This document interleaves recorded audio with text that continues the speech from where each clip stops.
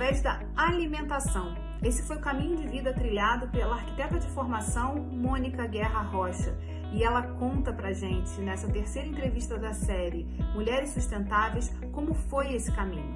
Quais foram as descobertas e os aprendizados que a trouxeram hoje até a criação do Instituto Comida do Amanhã e os projetos que ela pretende tocar aí nos próximos anos. Nós falamos de feminismo, de conexão, da importância que tem a gente olhar para a comida como algo que pode trazer tantas coisas interessantes para a discussão e para a agenda das políticas públicas. Eu, se fosse você, não perdia não.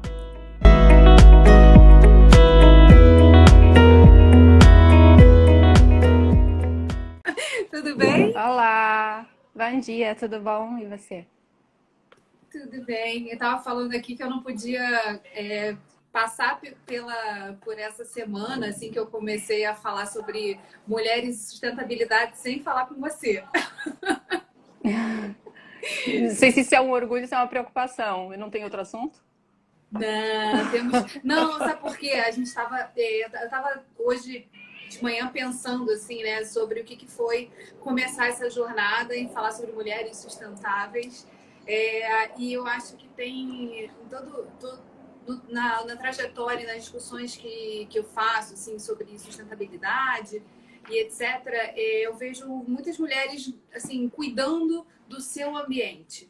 Então, conversei com a Kathleen Feitosa, que trabalha no STJ e cuida da agenda ambiental lá. Tem uma rede linda, maravilhosa de instituições no Brasil inteiro para trocar boas práticas. Depois eu falei com a Daniela Abud, que cuida no Senado disso, ela é bióloga, ela contou um pouco da trajetória dela, que começa lá no Acre, quando ela estuda biologia, e ela toca essa questão da sustentabilidade no legislativo. E aí eu falei, a Mônica, ela trilhou um caminho e ela criou um espaço dela para falar de um tema que a mobiliza.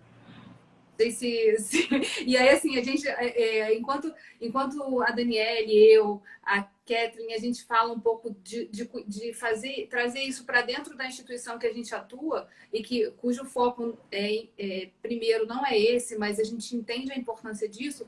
Você é um contraste importantíssimo, né? Porque, na verdade, você tinha uma trajetória, né? E foi coordenando essa questão da sustentabilidade, né? E conectando com coisas que fazem muito sentido na vida de uma mulher. Quando você fala de comida, né? Você chama atenção para uma relação que é muito... tem a ver com afetividade, tem a ver com a maneira como a gente está. A gente joga muito na comida, a sociedade, de uma maneira geral, joga muito na comida as frustrações, as felicidades, e tem esses momentos. Então, assim, eu falei, gente... faz muito sentido a gente fazer esse contraste agora, depois de ter conversado um pouco sobre como a gente faz isso nas instituições, conversar com uma pessoa que criou uma instituição, né, que é o Comida do Amanhã. E aí eu estava vendo assim os gatinhos. Eu estava vendo aqui essa... Tá sério, eu acho que é a lua dele. Vem cá. Ele tá insuportável. Tá um capeta hoje. E você Deixa eu ver se eu consigo pegar ele aqui. Pega ele. Traz ele pra cá. Tá fugindo de mim, gente. Tá fugindo de mim esse gato. Pronto, você ficou um pouco mais tranquilo. Oi, eu quero aparecer na live. Eu não sei se eu não tô conseguindo te ver direito, assim. Você tá meio blur, sabe? Tá meio... Se é internet... A minha internet não é das melhores. E ela tá particularmente difícil hoje. Mas se você tá me ouvindo e me vê um pouquinho, eu já estou feliz. Porque eu tava com medo de não estar conseguindo entrar. Hoje de manhã eu tava pintando, então, fazendo um exercício de arte com meu filho sobre Monet. Você tá bem Monet hoje. Que bom. Tô míope. Todo mundo hoje tá míope quando me olha. Mônica, fala um pouquinho do Comida do Amanhã, assim, de como é que você começou essa trajetória e qual é a sua visão a respeito dessa questão da comida como algo que pode ser um assunto para a gente puxar e salvar o planeta. Oi. Então, bom dia. Antes de mais, Geisa, eu queria te agradecer pelo convite. Eu fiquei muito feliz. Já faz tempo que a gente quer sentar e conversar, né? A última vez que a gente tem se encontrado é esbarrando no meio da rua, numa aglomeração do lado de uma piscina, né? A gente só se encontra em lugares assim que a gente não consegue ter um tempo pra gente. Então, que bom que a gente está podendo agora conversar. Muita saudade de não poder conversar com você te abraçando, mas parabenizo muito pela iniciativa. Acho muito bacana, assim, muito relevante você estar trazendo essa visão da sustentabilidade dentro da rede que você tem, né? Do acesso que você tem. A gente ouviu falar de sustentabilidade no judiciário, por exemplo, é algo que é muito inovador. Então, te parabenizo mesmo pelos movimentos que você já tem feito dentro do fórum, enfim. E agora, dessa perspectiva mais pessoal, profissional, sei lá, como é que eu posso falar? Falando um pouquinho, né, respondendo um pouquinho a tua pergunta. Na verdade, a minha relação com a sustentabilidade, eu acho que a nossa relação com a sustentabilidade, principalmente com mulheres, nunca não existe. Né? A gente... Opa, ó, tragédia. Pegou. A gente existe cuidando de vida, né? A gente a humanidade existe cuidando de vida. Então, acho que, na verdade, eu acho que a sustentabilidade é uma consequência de uma percepção de que a gente não está aqui à toa, de que o planeta vai ter de continuar a existir e que a gente tem uma responsabilidade muito grande. Não, antes de ser, eu costumo brincar, né? Eu costumo dizer que as pessoas olham muito, é muito fácil de entender o nosso papel como consumidor. Aí depois tem uma camada de entender o nosso papel como consumidor cidadão. E aí tem mais uma camada de entender o nosso papel como consumidor cidadão humano. E um consumidor cidadão humano bicho. Então tem umas camadas mais anteriores de que se a primeira não estiver resolvida, de que adianta a gente falar de consumo? E quando a gente cai a ficha, a sustentabilidade ela é uma consequência necessária, né? A gente tem de trabalhar para preservar, para manter. É só repensar tudo aquilo que a gente faz em torno de um sistema que continue vivo e não de promover um sistema morto. Então, acho que essas são as duas grandes diferenças. Sobre a minha trajetória, né, eu não tinha muita noção quando eu comecei, né, a estudar minha carreira acadêmica. Eu sempre fui muito apaixonada muito curiosa, muito apaixonada por aprender muita coisa. Eu sempre gostei muito do olhar criativo sobre o mundo, de fazer novas perguntas. Isso foi algo que sempre me interessou muito. E acabei fazendo a faculdade, queria entrar em alguma disciplina relacionada com as artes e tal, e fui fazer arquitetura. Então, acabei me formando como arquiteta na Universidade do Porto, e eu estava com aquele pensamento bem cartesiano do que é um trabalho de um arquiteto atrás de uma mesa, né, atrás de um computador, fazendo projeto. E quando eu tive essa experiência, eu entendi, acho que foi o primeiro clique. Eu estava trabalhando num escritório muito grande em Lisboa, e na altura todos os nossos clientes eram pessoas com altíssimo poder aquisitivo e nenhuma questão sobre, por exemplo, a qualidade do material que estava sendo usado. Então, só queria um material mais caro. Eram umas mansões, era um modo de vida completamente insustentável. E eu lembro que na altura, essa história é uma coisa que já nem repego assim, há muito tempo. Eu lembro que na altura eu estava desenhando o mobiliário dos quartos de uma casa gigante. E a única demanda do cliente era que a gente tivesse a porta perfurada para poder guardar seus casacos de Vison e eles não mofarem. E quando aquilo tocou, caiu a ficha em mim, eu era uma ativista de direitos dos animais, eu já me conectava cada vez mais, eu percebi que não está fazendo sentido nenhum, arquitetura para quem? Né? Se a gente, para quê, para que mundo e para quem? Eu pensava sempre, um dia que tiver os meus netos, como é que eu vou ter orgulho das noites que eu não dormi? Foi serviço de quê? Eu não posso estar a serviço de um luxo, eu tenho que estar a serviço de um mundo melhor. E nesse momento deu a virada em mim, fui fazer um mestrado em planejamento e gestão urbana pensando em trabalhar em cenários de desastre, de reconstrução pós-desastres naturais. Então eu já comecei a envergar. E isso bateu muito certo, eu acho que eu fui muito afortunada de ter feito essa guinada em 2011. Então eu vou fazer o meu mestrado na Dinamarca em 2011, faço o primeiro ano inteiro. E aí no segundo ano eu consegui um estágio nas Nações Unidas no Rio de Janeiro, em pleno Rio Mais 20. Então, quando eu chego no Rio em 2011 para 2012, eu vou trabalhar dentro do escritório da ONU Habitat em todos os preparativos do Rio Mais 20. Eu não estive aqui no Rio Mais 20, mas tanto o Rio Mais 20 quanto o Cúpula dos Povos, né, que estava acontecendo também, mas eu assisti a quantidade de discussões que estavam acontecendo. Né? Na altura eu até fiz uma pesquisa sobre economia verde e principalmente redução e mitigação a desastres naturais, estudando o caso de Cuba. Como é que Cuba era tão boa, é um dos melhores casos no mundo de mitigação e adaptação às mudanças climáticas, de esquemas de fuga que eles têm de emergência, enfim.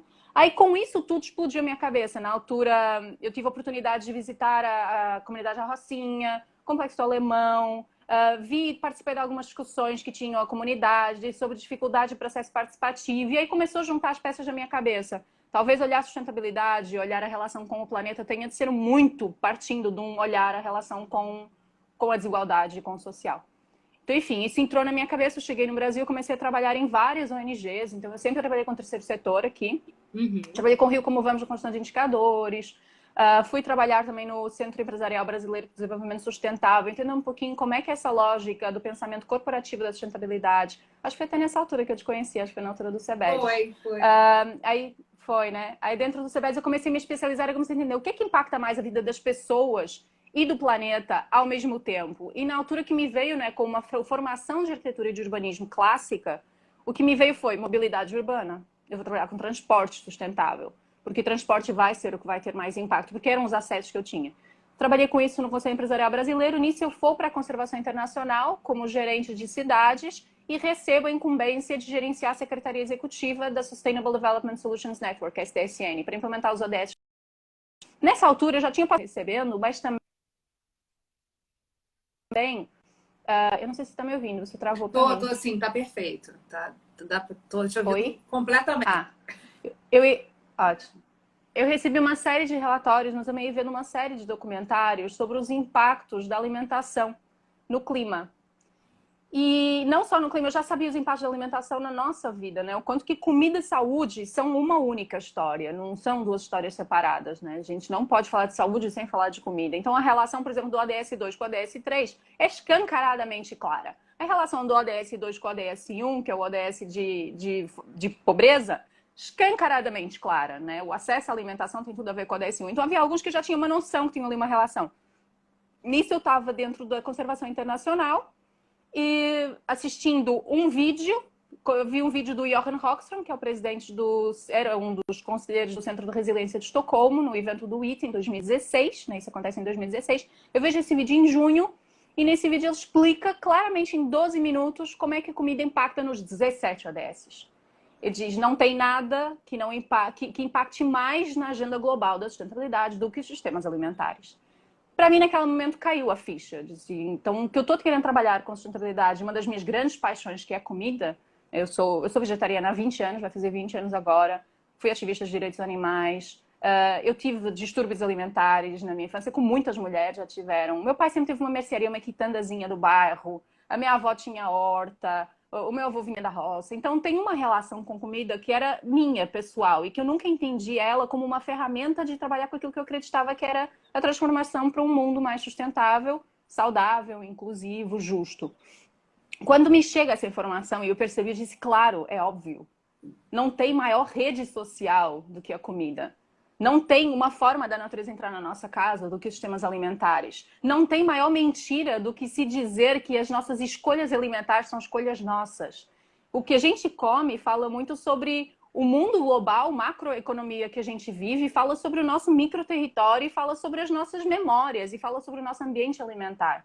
Então, na verdade, se tem alguma coisa, se tem um instrumento, uma ferramenta que faça a gente lembrar que a gente é bicho, né? O bicho humano, cidadão, e consumidor, tem alguma ferramenta que faz com que a gente olhe para esses quatro, é comida. O quanto que o meu instinto de comer, o que a minha fome diz sobre mim, o que o esquema, a estrutura social faz com que eu possa acessar ou não esse alimento, né? A gente como humano social. A gente como cidadão, né? O quanto que eu... E valorizar determinados alimentos em detrimento de outros, porque isso aí era uma coisa que minha avó comia, mas eu não como mais. Então, assim, como isso também é uma forma da gente estabelecer que a gente subiu ou desceu de patamar. Então, é uma relação que diz muito sobre isso. E é muito complexa, né? É uma relação muito sistêmica. Ao mesmo tempo, por exemplo, política pública, né? E a gente entra na política pública, entende que a gente corre é consequência de... Define o que é mais barato no mercado. Define o que está na minha mesa, o que chega até mim. Define, por exemplo, ontem eu estava refletindo sobre isso. Eu tenho um pouquinho de mesocarpo de babaçu. Se eu falar mesocarpo de babaçu aqui, eu acredito que a maioria das pessoas não conhece. Que é uma camadinha dentro do babaçu entre a casquinha e o fruto. Esse mesocarpo de babaçu faz um mingau maravilhoso. Ele é muito comum no Cerrado. Eu estava tentando achar o mesocarpo de babaçu para comprar na minha cidade, no Rio de Janeiro. Não existe. Então, por que não existe mesocarpo de babaçu, mas existe um amido de milho mais conhecido do mercado importado? Por que é mais fácil importar comida do outro lado do mundo do que, por exemplo, a valorização dos produtos locais? Isso é política pública. Então, aí a gente entra na comida como um lugar cidadão. O quanto que a relação, a nossa cidadania e a nossa democracia permite ou não acessar um alimento. E depois, no último dos pontos, a gente como consumidor. Então, perante tudo aquilo que a gente tem ofertado e possível, que decisão que a gente toma? né? Como é que a gente consegue olhar para a comida e pensar numa série de variáveis e dizer, acho que essa faz mais sentido do que a outra. Então, foi nesse sentido, explodiu minha cabeça, eu entendi, caramba, comida é uma ferramenta potentíssima, tá cheia de tabu, é o glúten, é o ovo, come isso ou come aquilo, todo mundo olha para a comida, todo mundo das coisas mais compartilhadas no Instagram, na internet, receitas, então agora nessa pandemia a gente está vendo. Então, todo mundo olha para a solução. Tá todo mundo olhando para ela. Não é uma solução de vamos capturar carbono com uma tecnologia que ninguém entende. Todo mundo entende o que é comer. Então, se todo mundo tem uma ferramenta na mão que pode transformar as nossas relações, pode reivindicar por um mundo melhor, ainda por cima é apaixonante, delicioso, a gente toca no lado esquerdo e no direito do cérebro, no afeto e na racionalidade, e a gente tem 7,8 bilhões de pessoas que podem transformar o mundo 3 vezes por dia, idealmente. A gente sabe que não mais, porque agora a gente tem 690 milhões de famintos, saiu o relatório da SOF, né? Mas, inclusive, os famintos, o fato de não ter comida diz muito. Eu costumo dizer, né? É um layer de análise do mundo. Então, em que ponto a gente está? Em que pé que a gente está? Na nossa relação com a sustentabilidade? Em que pé que a nossa cidade está na relação com a sustentabilidade? Em que pé que o Estado está? Em que pé que o país está? Em que pé que o mundo está? Se a gente olhar para um sistema alimentar, a gente vai conseguir entender muita coisa. Então, acho que ela é uma ótima ferramenta de análise e uma ótima ferramenta de ação. Quando eu percebi isso, eu falei, bem, estou trabalhando com a coisa errada, né? Ou na verdade, estou usando a estratégia errada para trabalhar com a coisa certa. Talvez eu tenha de olhar para a comida e ajudar, de alguma forma, a estar a serviço para apoiar uma transição para um sistema alimentar que seja saudável e sustentável, porque isso vai levantar as pontas de muitas questões. Isso é um nó que, se destravar esse nó, vai destravar muitas questões. E nesse momento eu comecei a tentar entender que a gente já estava trabalhando nessa perspectiva mais sistêmica, think tank de alimentos. Vi algumas coisas lá fora e vi muito pouco aqui. Na verdade, tem muita coisa incrível acontecendo no Brasil. Tem projetos incríveis de mobilização, de engajamento, de trabalho em sistemas alimentares, assim, impressionante. Por exemplo, o que a Articulação Nacional da Agroecologia fez agora com o PAA é impressionante a capacidade de engajamento que os movimentos sociais têm, o MPA, o MST. A gente tem movimentos incríveis, mas talvez o nosso serviço, o serviço do Instituto Comida da Manhã, é chegar e dizer como é que a gente consegue colocar, às vezes, as pessoas que são dicotômicas na mesma mesa para conversar, para destravar isso, como é que a gente faz diálogos intersetoriais, como é que a gente comunica as coisas que às vezes são jargão. Por exemplo, essa semana, né, saiu o SOF, que é o State of Food Insecurity no mundo, que é o maior relatório, assim, dos maiores flagships que dizem da FAO. A gente está tentando traduzir ele para as pessoas entenderem, não traduzir para o português, mas traduzir qual é esse conteúdo, por que esse conteúdo é relevante, para que coloque todo mundo na mesma página, dizer, olha, isso é relevante, então vamos todos juntos transformar esse sistema alimentar. E foi aí que eu guinei para o Instituto Comida Amanhã, porque eu percebi que isso ainda não existia, esse olhar tão sistêmico, isso em 2016. Não existia esse olhar tão sistêmico para os sistemas alimentares. Eu fiz um evento, organizei um evento no Museu do Amanhã, em outubro de 2016, no dia 15 de outubro de 2016, que se chamava O que Vamos Comer Amanhã? E é importante o nome, porque o dia 16 de outubro é o Dia Mundial da Alimentação. Então a gente pergunta o que vamos comer amanhã, como é que a gente vai celebrar esse Dia Mundial da Alimentação e poder transformar esse sistema. Isso acontece, esse evento em outubro. Em dezembro eu pedi demissão da Conservação Internacional, comecei o projeto do Comida da Manhã em janeiro de 2017, mesmo assim, tempo integral. E em 2018 se juntou comigo a Juliana Tangar e a Francine Xavier, que são as minhas... eu nem sei chamar de sócias, são as minhas parceiras, companheiras nesse projeto. E a gente fundou o Instituto Comida da Manhã. Então agora a gente está tendo um pouquinho mais de corpo e mais de estrutura. E esse ano a gente foi muito honrada de receber um aceito do professor José Graziano para ser nosso consultor especial. Então, a gente tem o professor José Graziano, é diretor-geral da FAO por 2 mandatos, nos aconselhando e nos orientando precisamente para onde ir, para como olhar, o que é importante, né? Porque ele é talvez das maiores referências, ou a maior referência sobre pensamento de sistemas alimentares que a gente tem, né? Então, tem sido, assim, um prazer muito grande e acho que é uma sustentabilidade moral e ética também, de eu acordar de manhã e saber que todos os dias eu estou acreditando no que eu estou fazendo e que todos os dias eu não estou fazendo um armário com furinho para um casaco de Vison, mas eu estou ajudando a construir um mundo um pouquinho melhor. Ou pelo menos que a gente contribua dentro de uma narrativa que a gente acredita, de juntar todo mundo e de sensibilizar, inspirar, mas também transformar, por exemplo, política pública, transformar comportamento, trazendo informação. A gente não tem nenhum jargão, a gente não é a favor de um tipo de dieta, né, no Instituto, cada um tem as suas opções pessoais, mas a gente acha que as pessoas têm o direito de ser informadas. Elas têm o direito de ter conhecimento e têm o direito que esse conhecimento seja traduzido para uma linguagem que todo mundo entenda. Não, e sejam apresentadas também, né, ao que existe, como entendendo que existem várias opções, existem formas de reconectar. Que eu fiquei curiosa, assim, você contando a história, porque eu falava assim, nossa, a Mônica é portuguesa, né? E ela tá um tanto. E você se integrou ao ecossistema carioca. E eu vejo você nadando na praia, né? De manhã cedo. Eu vi várias vezes você passando por meio de carro e você indo nadar. Eu falava, eu quero fazer aquilo ali. E assim. E você contando, né, um pouco de como é que foi a tua percepção, os desafios que você teve, como você chegou aqui ao Rio de Janeiro, fica muito claro assim como o Rio é plataforma para se pensar soluções, porque a desigualdade ela é muito próxima, né? E aí assim, e tem todas as soluções sendo desenhadas, gente super criativa fazendo coisas incríveis, movimentos sociais ativos e que conectam também com outros grupos para poder impulsionar ações. Eu queria que você falasse um pouquinho disso, assim, né? Do porquê também a soma, né, das visões que te levaram a você assumir o seu propósito, né, e dar sentido a ele num instituto, né, numa instituição. Eu acho que tem também a questão do lugar, do território e de onde fazer isso acontecer. O Rio de Janeiro é o lugar em que se debate sustentabilidade, o mundo olha para cá, né? A gente teve aqui 2 eventos super importantes, 92, Rio+20, mas assim, e você chegou aqui nesse momento, né, de discussão, queria que você falasse um pouquinho disso, assim, né, de qual foi a conexão com o território e com o lugar, o Rio de Janeiro. Eu acho que não só lugar, não só o Rio, eu diria, o Brasil. Isso eu tenho certeza, assim, eu sinto com muita firmeza que a minha trajetória, o Instituto não existiria se eu tivesse ficado na Europa. Não existiria. E eu acho que eu preciso de falar até um pouquinho uma camada mais profunda, que não dá para falar, por exemplo, de descolonização sem viver no Sul, sem existir no Hemisfério Sul. Então, toda a teoria do que eu achava do dourado, do áureo, do que seria a Europa, que a gente aprende sendo europeu, cai por terra completamente. Tudo aquilo que eu aprendi como descobrimento, só no Brasil fui entender o que era uma invasão.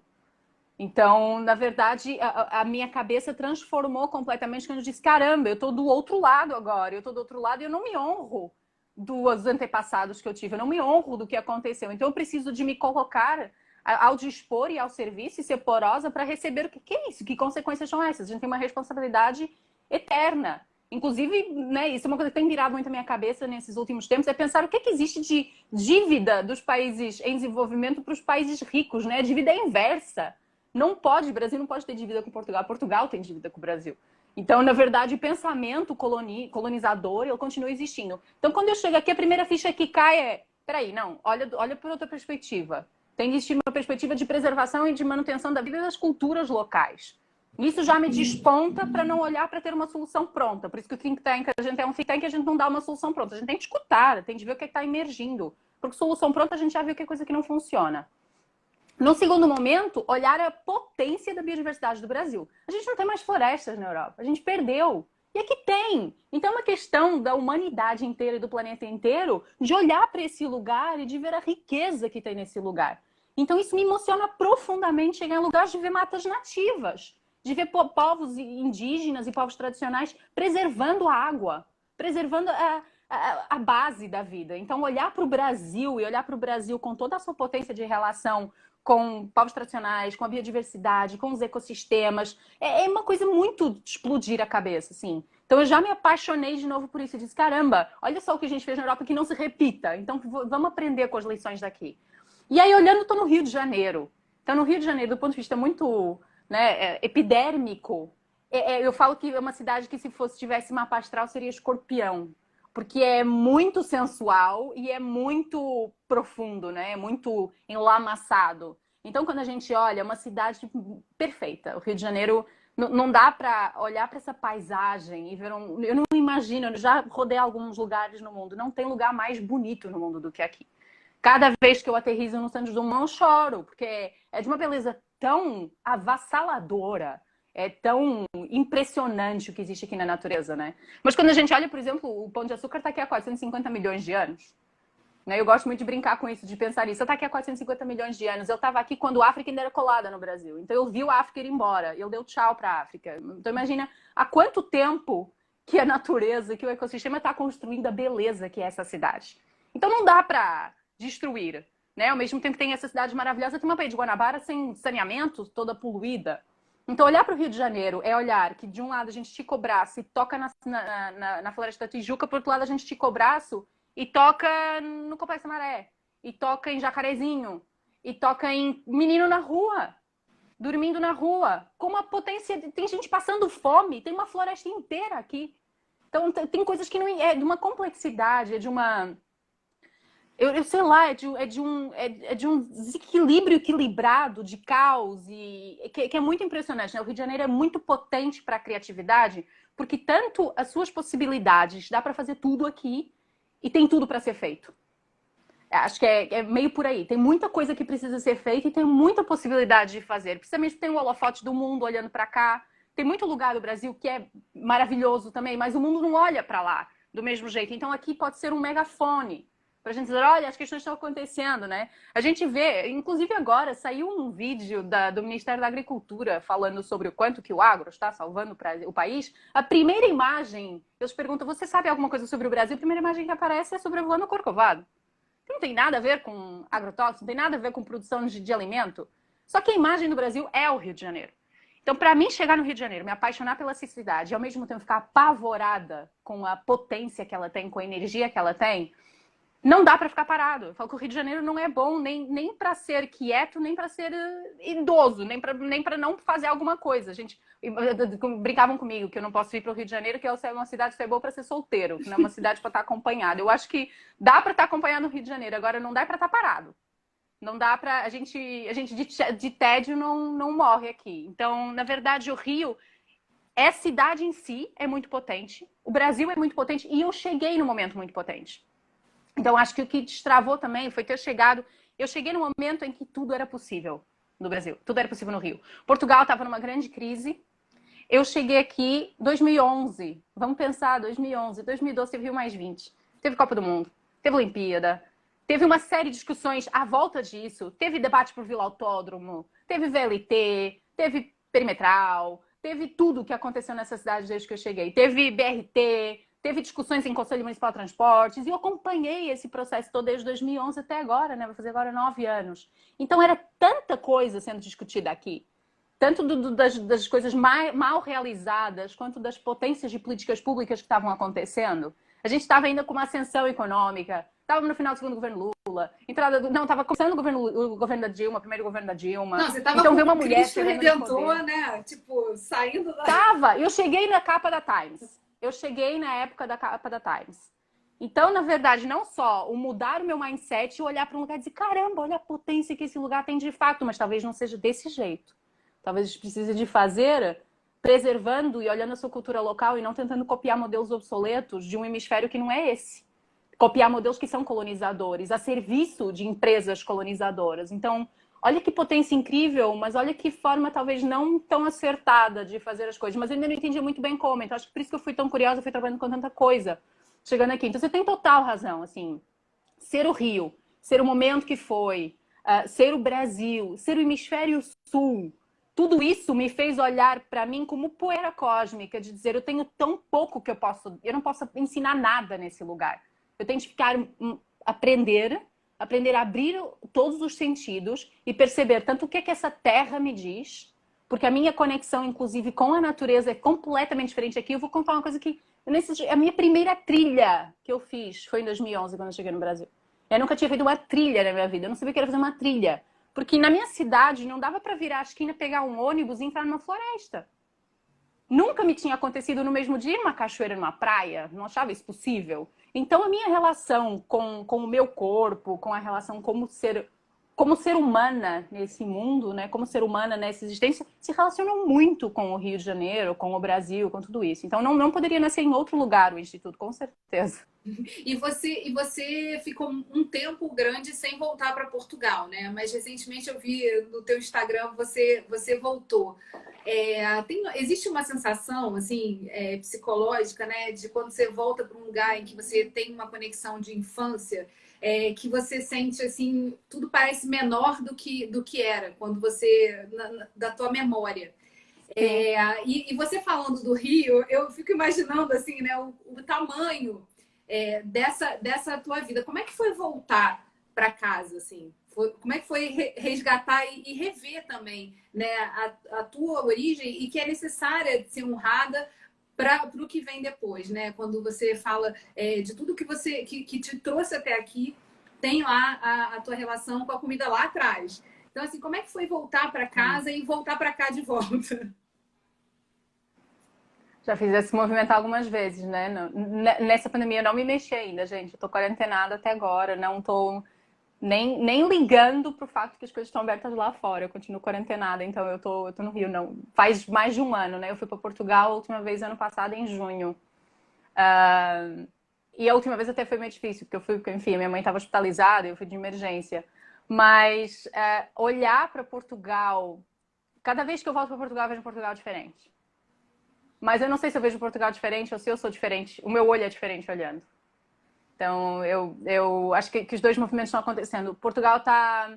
Acho que o fato de voltar para casa, em primeiro lugar, a primeira pergunta, né? A sensação de voltar para casa.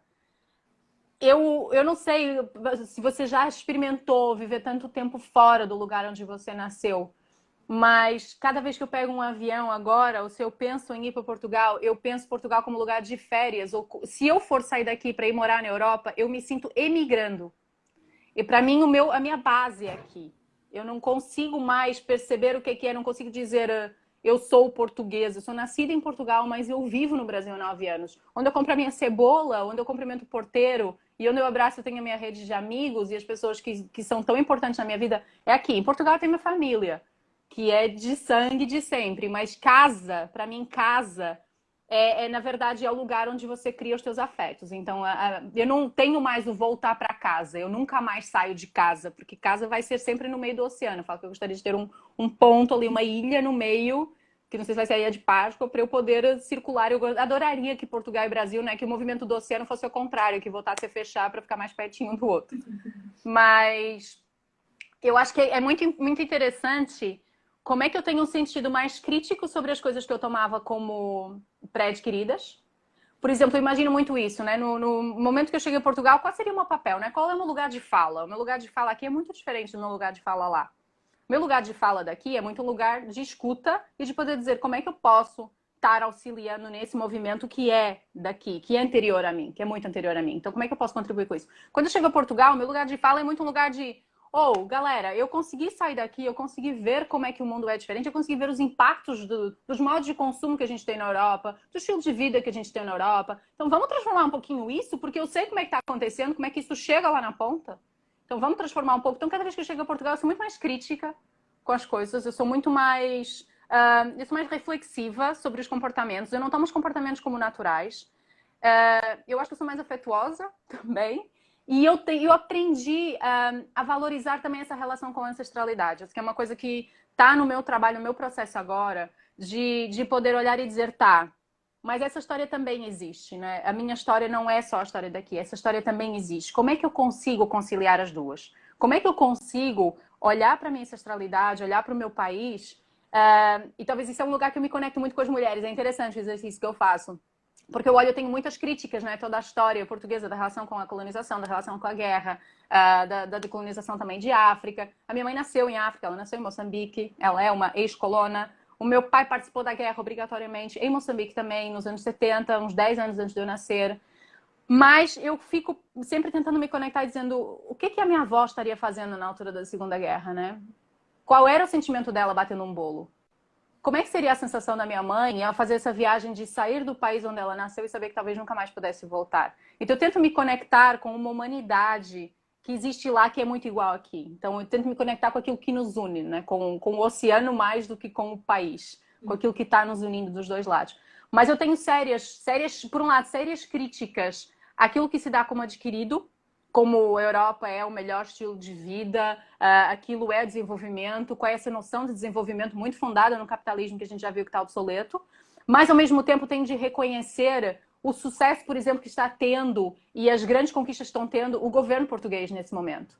Então, a retomada de um governo mais focado, mais progressista e mais focado nos direitos sociais, né? Um governo de esquerda, essencialmente de esquerda, centro-esquerda, que está trazendo, alavancando uma economia que está se mostrando muito capaz de ter uma conexão e de ter um cuidado com os ecossistemas, um cuidado com os sistemas naturais e ao mesmo tempo com as pessoas e com a economia. Então, acho que esse olhar para Portugal agora e ver como ele saiu dessa crise, focando nos direitos sociais, focando em ciência e tecnologia, focando em inovação, focando em pesquisa, focando em cultura, quanto que isso transformou essa economia. E agora, recentemente, por exemplo, na União Europeia, uma coisa que eu acho interessante, né, porque a União Europeia, ela tem a capacidade de destravar alguns raciocínios. Se a narrativa de lá mudar, o resto vai orbitar um pouco em volta. Então, acho que a capacidade de poder de compra, por exemplo, da Europa é tão grande que se tem uma mudança na política, a mudança é muito grande. E agora a gente assistiu esse mês, acho que foi no começo desse mês passado, que saíram 2 programas enormes da União Europeia, da Comissão Europeia,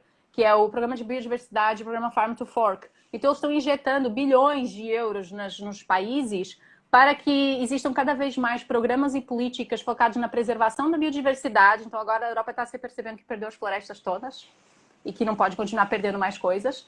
E, ao mesmo tempo, focando no Farm to Fork. Então, como é que a gente consegue ter sistemas alimentares que são saudáveis e sustentáveis para as pessoas e para o planeta? Isso virou um grande programa estratégico dentro da União Europeia, que era uma coisa que não existia até há pouco tempo. E quando se olha isso, a gente já reflete, né? Então, como vai ser a relação, por exemplo, da União Europeia com as compras de alimentos que não são da União Europeia, com o trade? O quanto que isso talvez vai influenciar uma mudança de produção nos países que são exportadores, como é o caso do Brasil.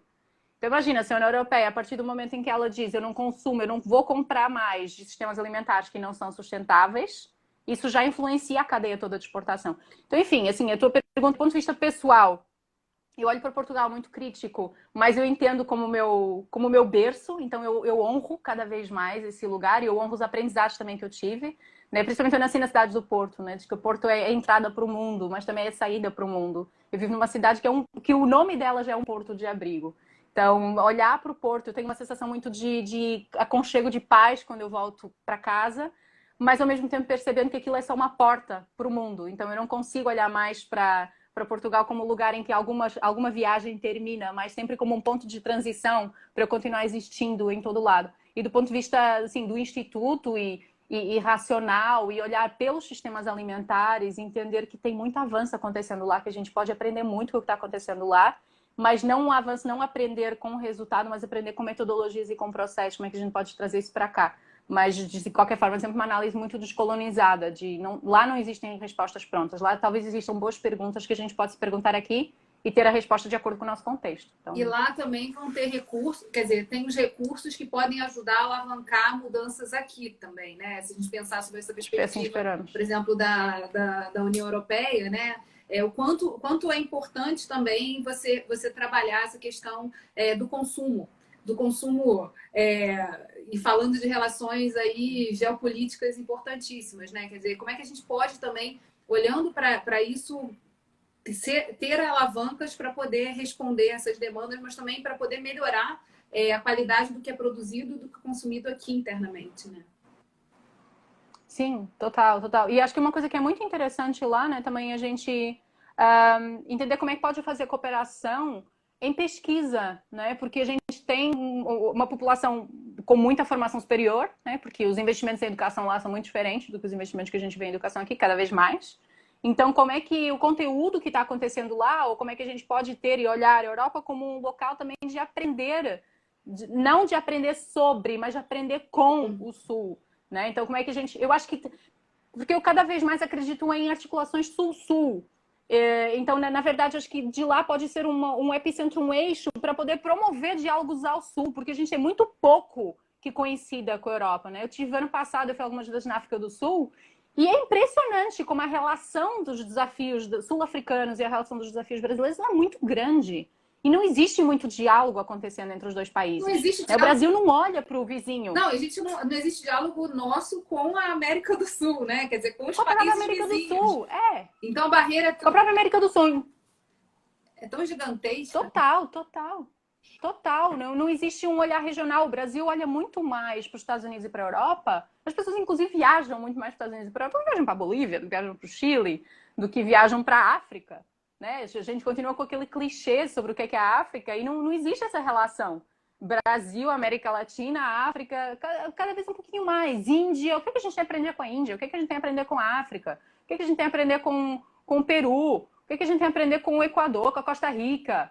A gente não tem esse diálogo. Então, na verdade, quando eu olho para a Europa também, eu olho muito no sentido de caramba, será que conseguimos apoio aqui para promover os diálogos Sul-Sul?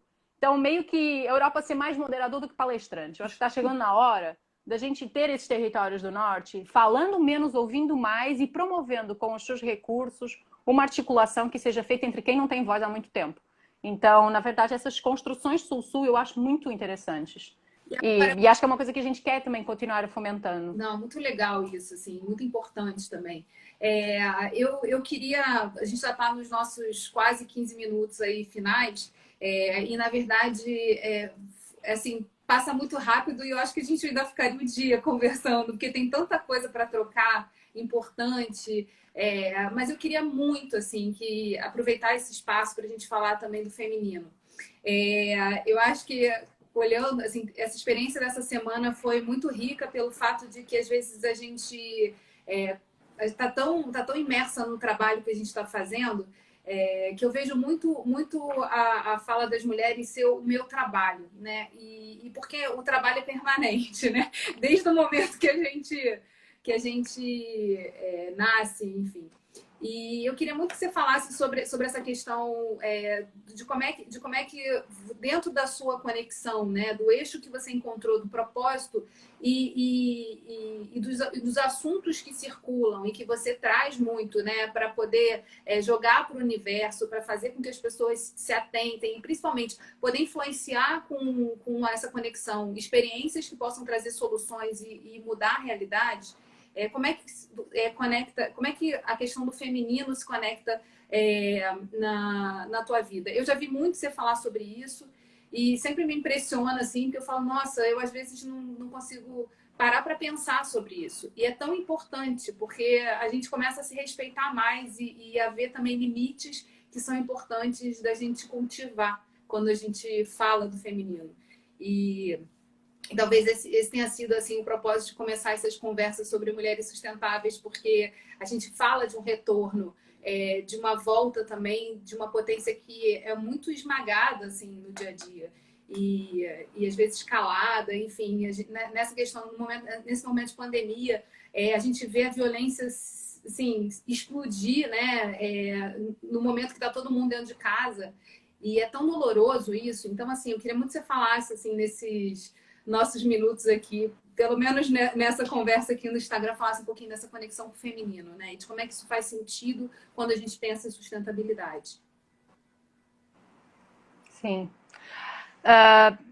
Na verdade, isso é um assunto para uma live quase inteira, né? De conexão da relação com o próprio corpo. Eu fiz um TED, né, sobre isso, que chama Terra é uma Mulher e Meu Útero é o Universo. E esse TED é precisamente uma conexão de 7 percepções de como que a gente, olhando para os sistemas naturais, nesse caso, olhando para os alimentos, a gente consegue perceber processos que são cíclicos, que são diversos, que têm o seu tempo, que são pausados e que, ao mesmo tempo, são muito potentes e criativos. Então, quando que a gente, olhando a natureza, a gente consegue entender todos esses conceitos como sendo pilares estruturantes de sistemas vivos e cíclicos.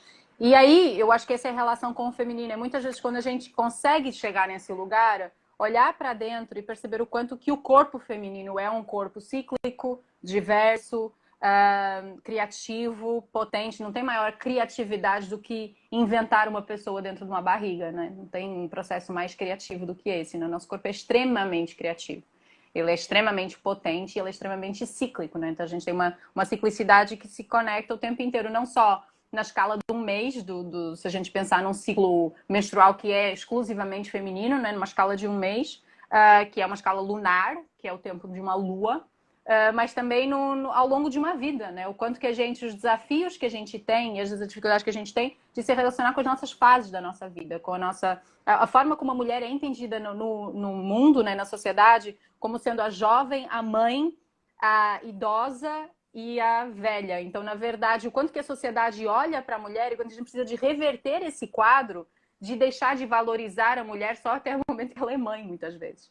Né? Então, como é que a gente consegue potencializar e olhar a potência dos sistemas cíclicos naturais e reproduzir isso na nossa própria valorização? Né? A gente parar de alguma forma baixar a cabeça para isso e entender que a ciclicidade e a diversidade são elas que mantêm a vida acontecendo. Ser linear, ter sempre o mesmo comportamento, ter a mesma produtividade, ter o mesmo interesse nos mesmos assuntos, isso é uma perspectiva completamente linear e de uma energia masculina, não de uma energia feminina, que é absolutamente cíclica. Mas eu tenho cada vez mais tentando me aperceber e me conectar, na verdade, com uma energia que seria uma energia queer, que não é uma energia nem feminina nem masculina, é uma energia não sexualizada ou não gendrificada, né? Que é decolonizar um pouquinho também essa perspectiva de divisão de masculino e feminino, porque tudo que é divisão se divide sempre para dominar. Então, a partir do momento que a gente divide, pode haver já prós e contras em cima de cada perspectiva. Não, e você então, gera, a gente você não está gera dividido, conflito, mas... né? Quer dizer, você gera em detrimento do outro, como se tivesse, como se isso fosse uma guerra ou um lado tivesse que vencer. Para mim faz muito sentido olhar assim, olha, por que não um com o outro, né? Por que não estarmos numa energia que ela vai tender a um equilíbrio na medida que tem momentos que precisam ser mais lineares e tem momentos que precisam ser mais criativos. E como é que a gente junta isso no dia a dia, né? Como é que isso faz como é que isso faz sentido na nossa vida? Tem um livro, Geis, é muito maravilhoso, chama O Cálice e a Espada, que eu acho que é um livro muito bacana. Eu comecei a ler um pouquinho dele, então eu gostaria de dizer, ele é caríssimo no Brasil. E eu acho que ele é um livro que traz um conteúdo muito bacana, porque ele olha para as sociedades matriarcais antes do início das sociedades patriarcais. A gente já teve muitas sociedades matriarcais, né, que eram focadas, ou matrifocais, eram focadas na figura da mulher como líder da sociedade. E a grande diferença, eu acho que esse é o grande ponto, a grande diferença de uma estrutura liderada por mulheres a uma estrutura liderada por homens, na verdade, que pode ter biodeterminismo, mas tem muito uma questão da atribuição também que se coloca, o fato da mulher gerar vida, já coloca uma forma de gestão diferente, é que a gente está opondo cooperação com competitividade. E a gente está opondo profissões e atividades que favorecem a vida para profissões e atividades que favorecem a guerra, que favorecem o bélico, que favorecem a morte. Então, qualquer coisa que esteja conectada em gerenciar, em gerar vida de uma forma cooperativa, diversa e cíclica, é uma potência feminina. Independentemente de quem está, qual é o corpo, qual é o território físico em que isso acontece. Então, a gente tem de lutar contra a competitividade, contra a violência, contra sistemas que se geram à volta da morte. Então, se a gente olhar para essa potência feminina como uma potência de nutrição, de vida, ela, independentemente do corpo que a sustenta, ela é completamente válida. Até porque a gente cada vez mais tem uma divisão muito tênue entre corpos, né? A gente tem cada vez mais uma potência e uma emergência de almas que não se identificam com os seus corpos, de transexualidade, de asigênio, enfim, uma série de reidentificações de qual é realmente o papel da superfície corporal.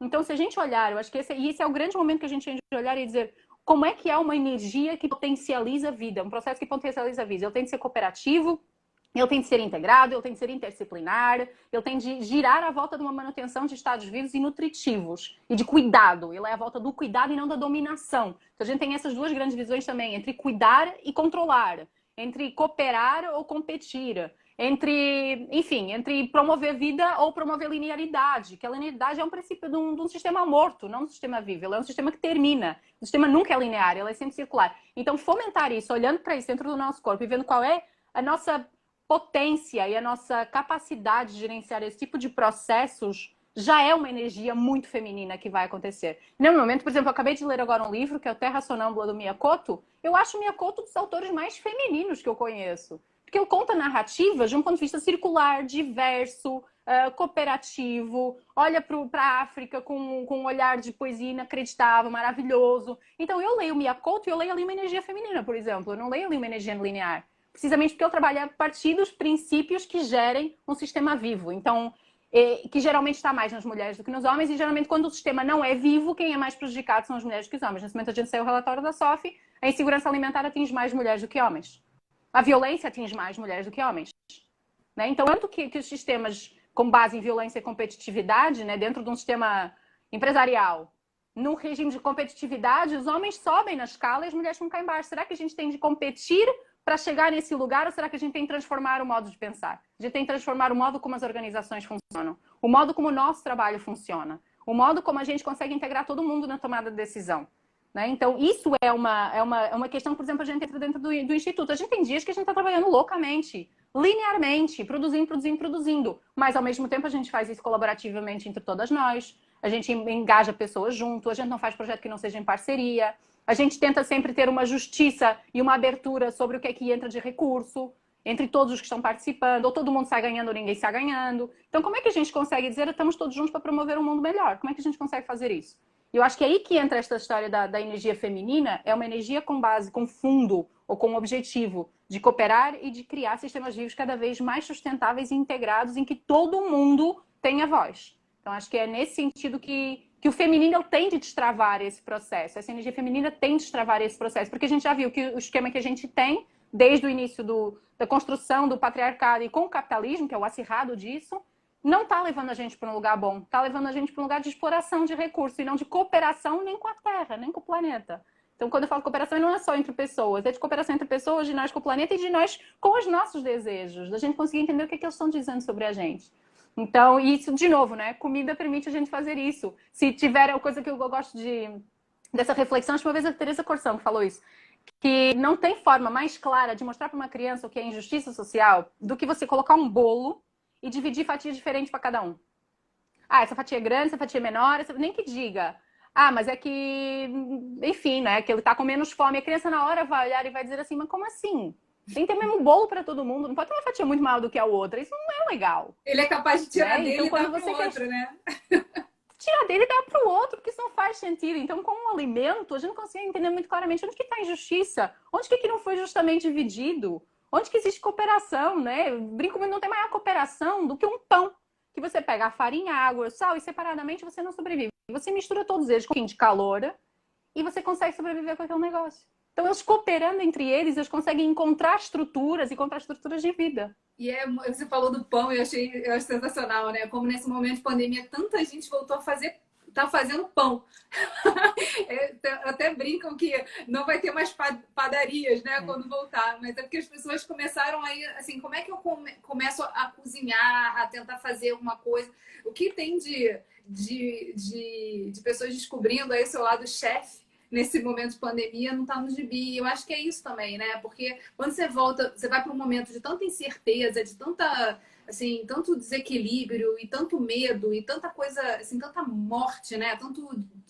Tanta despedida. A comida também, ela se volta a tentar te trazer para o que você consegue fazer ali no lugar que você tá. Então, assim, eu acho muito interessante, assim, também a gente falar dessa questão, né, de como... Ontem eu estava conversando isso com a Dani. A gente, quando fala sobre sustentabilidade, a gente sabe quais são os perigos, o que as mudanças climáticas trazem de consequências, né? E de uma certa forma, essa história de que ia ter uma pandemia, ia ter alguma coisa que, assim, a gente vê vários desastres naturais acontecendo, cidades inteiras sendo destruídas, mas sempre parecia muito distante e agora ficou muito perto para muita gente, uma parte muito grande do planeta, né? Então, assim, poderia ser uma oportunidade muito grande da gente dar um passo para o que é essencial, dar um passo na direção das coisas que precisam ser feitas e que a gente não pode mais adiar. Mas eu acho que, como você disse no começo, tem muito trabalho aí para ser feito. Não para, né? O negócio é não parar. Não, e perceber também isso, né? Essa história do consumidor cidadão. Não adianta só a gente, ou não é suficiente a gente começar a fazer o nosso pão quando a gente tem, por exemplo, 144 milhões de crianças passando fome, desnutridas no mundo. E então, o quanto que a gente precisa usar na nossa cooperação, porque está fazendo pão quem está podendo fazer, tem gente que não tem pão para comer. Então, quanto que a gente pode também, nesse momento, entender que processos estão acontecendo, que movimentos estão acontecendo. Tem abaixo-assinado contra os garimpeiros no povo Yanomami acontecendo lá no Instituto Socioambiental. Tem um monte de coisa que tá difícil e que está mais difícil para uns do que para outros. Né? Essa pandemia não é igual para todo mundo, ela é mais difícil para uns do que para outros. E a gente precisa de também destacar um pouquinho disso e dizer, que bom que existe essa reconexão, mas até onde, né? Quantas pessoas que de fato estão tendo essa possibilidade, essa oportunidade? E quanto que a gente pode, enquanto o pão assa, né? Talvez nem que seja fazer esse ativismo de sofá e abrir e ver quem está ajudando e colocar, sei lá, um recurso na CUFA que está ajudando com a Central Única das Favelas. como é que a gente pode usar o nosso privilégio com responsabilidade também? Porque tem muito pouca gente fazendo pão artesanal em casa comparado com as pessoas que estão com dificuldade de ter o seu pão para comer. E eu acho que é isso, o bolo não está muito bem dividido. Mas então, como é que a gente consegue? É verdade, mas tem muita gente se mexendo também. Eu acho que despertou aí uma e questão precisa assim, ter, da responsabilidade com o outro, e eu vejo muito próximo assim, você falando, cara, não dá para eu ficar aqui, sabe? Simplesmente esperando a pandemia passar, mas tem muita coisa para ser feita, né? E pode ser feita agora. E precisa de ter. Precisa de ter, porque a gente está com uma escassez muito grande de políticas públicas, né? Então a gente precisa ter os movimentos sociais, porque precisa de ter distribuição de quentinha e morador de rua, porque o PA e os projetos estão sendo todos desmontados. Então, e a gente não sabe o que vai acontecer com essa renda básica emergencial aí, por quanto tempo ela vai durar, porque ela deveria ter uma continuidade, né? Para as pessoas poderem ter acesso ao alimento, porque a pandemia o vírus pode dar uma acalmada, mas a pandemia, o pandemônio da pandemia só começou. Então a gente tem de perceber muito bem como é que continua nesse espírito colaborativo. Né? Não é uma coisa pontual, não é uma coisa que depois que abram as portas, sai todo mundo e vamos voltar para o velho normal, que fica algum aprendizado de cuidado e de olhar que sustentabilidade é se sustentar no planeta, para a gente se manter. Então, para a gente continuar existindo como sociedade, como humanidade, a gente precisa de ter um modo diferente de agir. Todo mundo, em todas as atividades, no judiciário, no legislativo, na sua empresa, na sua casa, na relação com as pessoas e com a família, na sua hortinha, nas ervinhas que você cuida, no sítio que você vai nas férias, ou então na forma como você clica e onde você ajuda quando você está fazendo o teu ativismo de sofá. Então, tudo isso é um mundo que a gente quer. Então, como é que a gente pode ser mais cooperativo? Sempre mais cooperativo. Mônica, muito obrigada por você... Primeiro por você, enfim... A partir do olhar para você poder contribuir tanto com tanta riqueza e com tanta empolgação também, para a gente poder se mexer e tentar fazer coisas diferentes, assim, e estar junto. Então, obrigada aí por você ter aceito o convite. Acho que essa trilogia foi essencial para eu poder começar a refletir, a pensar sobre esse projeto. Eu fiz de uma maneira inovativas, e vamos fazer um mínimo produto viável e ver o que a gente pode tirar daí. Eu achei que foi sensacional fazer essa viagem essa semana com vocês e com você. E muito obrigada por ter aceito entrar nesse espaço aqui para a gente conversar um pouquinho mais, para mais pessoas ouvirem e se conectarem e assim, olharem para esse equilíbrio. Foi demais. Obrigada. Imagina, conta comigo. Se você propõe, eu confio. Beijo, querida. Tá bom? Beijo. Beijo, se cuida. Bons pães aí. Beijo.